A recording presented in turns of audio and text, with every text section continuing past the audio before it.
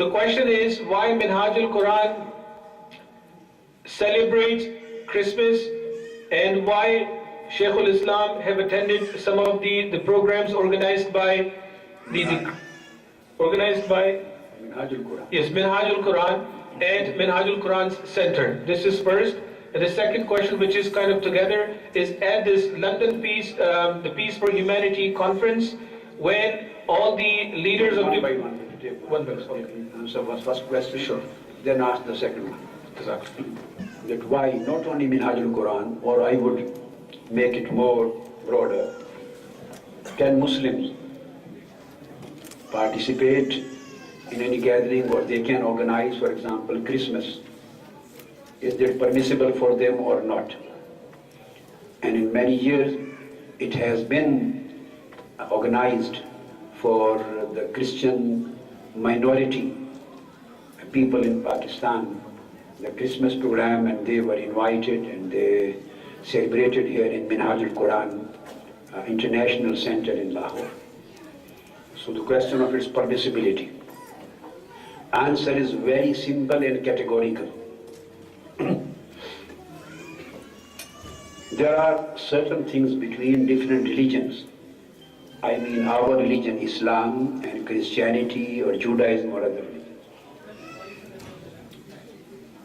Every act practiced by other religions is not an act of difference or dispute with us. There are similarities and there are dissimilarities between different religions. There are some commonalities and some different, totally different aspects in Aqidah and practice. As far as the Christmas celebration is concerned, there is absolutely no harm in celebrating Christmas. Answer, whether it is permissible or not, answer is yes, categorically yes. What is Christmas? Christmas is just celebration of birthday of Sayyidina Isa alayhi salam. It has nothing to do with their other aspect of Aqidah regarding their Aqidah of Godship or being son, accepting him, Isa alayhi salam, son of God, accepting him God, accepting, regarding their Aqidah of Trinity or regarding their cross or crucifixion. Christmas has nothing to do with all of these acts.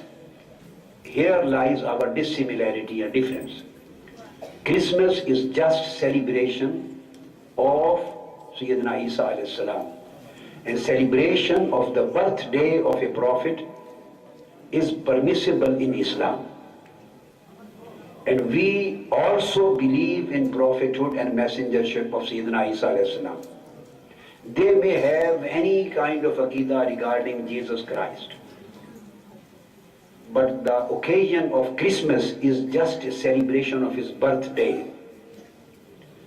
And this is acceptable for Muslims in a way that it establishes the Aqidah of Tahir, and celebration of Christmas establishes the negation of his being God or son of God. Because the one who is born is always humble servant of God. The one who is born is the creation of God. He can never be a God. The one who is born, he can never be a God. So as far as the Christmas is concerned, only I am talking of just this aspect. This is permissible to us. This is Mawlid. As we celebrate Mawlidun Nabi sallallahu alaihi wasallam, and we can celebrate Mawlid of Sayyidina Abu Bakr if you want. There are so many Mawlids if you want to celebrate thousands. Mawlid of Sayyidina Umar, Mawlid of Sayyidina Ali, Mawlid of Sayyidina Imam Hassan and Hussain. You can celebrate Mawlid of Sayyida Fatima. You can celebrate Mawlid of Sayyidina al-Ghawth Shaykh Abdul Qadir al-Jilani. You can celebrate Mawlid of Sayyidina Imam al-Shazili. You can celebrate Mawlid of Imam al-Rifai. You can celebrate your own Mawlid birthday. Celebration of Mawlid is permissible in Islam. That's why we celebrate Mawlidun Nabi sallallahu alaihi wasallam, the birthday of Holy Prophet sallallahu alaihi wasallam. If we can celebrate the Mawlid of Awliya, so why can we not celebrate the Mawlid of Anbiya, Mawlid of Prophets? If we want, we can celebrate. If there was any group celebrating Mawlid of Sayyidina Musa, it was no harm in celebrating it. If anybody wants to celebrate Mawlid of Ibrahim alayhis salam, no harm in celebrating it. If anybody wants to celebrate Mawlid of Sayyidina Zakaria, Sayyidina Yahya, Sayyidina Nuh, all Mawlid celebrations are permissible. So I would like to give you two examples, very interesting for you, and it will enhance your knowledge and understanding of deen. You know the reality of Jum'ah. This is our Yawmul Eid, Jum'ah, the Friday. This Friday, Yawmul Eid, is in fact the celebration of the birth of Sayyidina Adam alayhi salam. Holy Prophet sallallahu alaihi wasallam was asked about the Friday. He said, "Fiha khuliqa Adam." This is the day when Sayyidina Adam alayhi salam was created. So his birth took place in the form of creation. He had no father and mother, so we don't use the word birth, but this was his creation day. And Holy Prophet said, "Send durood, salutations on me on Friday, because this is the birthday of Adam alayhi salam."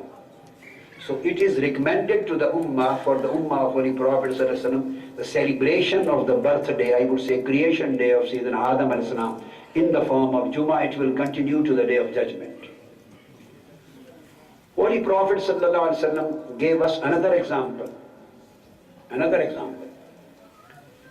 It comes in Sahih Bukhari and Sahih Muslim, muttafaq alayh. When Holy Prophet sallallahu alaihi wasallam migrated to Medina, he found the Jews of Medina and Khaybar, the Jews, they used to celebrate the 10th day of Muharram as the day of victory of Sayyidina Musa alayhi salam, victory of Moses. This was their celebration day, 10th of Muharram.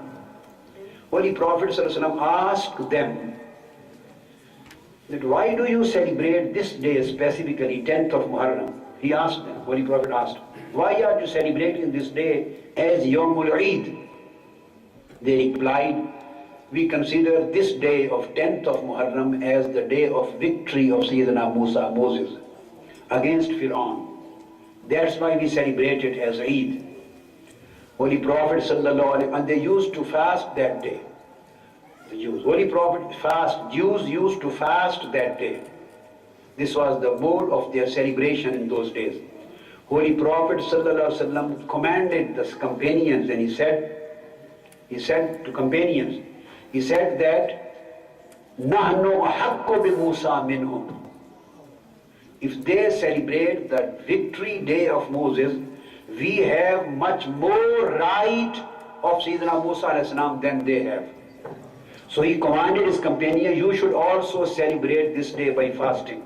So this became Sunnah, the fasting of 10th day. Then next year he added one more day to it, and fasting of 9th and 10th of Muharram. So the origin of fasting of 9th and 10th is the celebration of the victory day of Sayyidina Musa alayhi salam. So anything in which the basic theme on which that is based is not contradictory to our faith, and that is related to any prophet and messenger of God. So we also believe Sayyidina Musa, Sayyidina Isa, all prophets. We believe, we have faith in all prophets and messengers. So according to Holy Prophet, nahnu haqqu bi Musa minhum. I say, nahnu haqqu bi Isa minhum. We have much higher right in celebrating the birthday of Sayyidina Isa than anybody else in this world. Because he is the prophet. He is the prophet who gave the good tidings of the raising of Prophet Muhammad sallallahu alaihi wasallam to the mankind, when he said, "Inni mubashiran bi rasulin ya'ti min ba'd ismuhu Ahmad." He was the one who announced before the mankind that I am here to give you good news and good tidings that soon after me, Prophet Muhammad sallallahu alaihi wasallam is going to be raised in the world. So it is a good sign if we celebrate Christmas. Christmas is just the celebration of the birthday of Sayyidina Isa alayhi salam. But we are not allowed to celebrate other events in which they are based, those events which they are based on their own wrong aqidah, which we do not agree with them. For example, crucifixion and in March or April, whatever. What is this, Easter? We can't celebrate Easter. Here lies the contradiction or conflict between both aqidas. But just Christmas, since it is confined to the birthday celebration of Sayyidina Isa. So if we want to do, you can do. It's permissible, no harm in it. And Sayyidina Isa alayhi salam, Jesus Christ, is the only prophet and messenger of God. Almighty Allah has mentioned his birth, his story of his birth at length. No other prophet's story of birth has been mentioned in such length. And Quran has celebrated his birthday, Sayyidina Isa alayhi salam, the last word. Holy Quran has celebrated, saying in these words in Surah Maryam, Salamun alayhi yawma, Anana said, Salamun alayya yawma wulidtu, wa yawma ub'asu hayya. Salamun alayya yawma wulidtu, wa yawma amut, wa yawma ub'asu hayya. Sayyidina Isa alayhi salam says that salutation and peace be on me on the day when I was born, and when I will die, and when I would be raised before the day of judgment. So Quran says the salutations on Sayyidina Isa alayhi salam on his birthday. This is celebration of birthday of Sayyidina Isa, Jesus Christ. So this is according to the commandment of Quran. This is the point of commonality and similarity. There is no problem in this. Somebody has asked, for example, they drink alcohol or dance. This is when they do their own activity. Don't go there, where haram things are being committed. But if you invite them, so you will never serve any alcohol or dance or any haram thing. You will just cut a cake, or you will recite Holy Quran, or you will sing the good songs of praise and nasheed. So do as permissible in Islam according to the Holy Prophet's teachings. This was the first question. What is your second question? So keep in your mind that Holy Prophet commanded the companions to celebrate the day of Sayyidina Musa as the Jews used to celebrate. In the same way, it comes in Bukhari and Muslim. And Sayyidina Isa, I quoted you the word Salamun alayya yawma wulidtu. So celebrating the birthday of Sayyidina Isa is commanded by Holy Quran. Yes.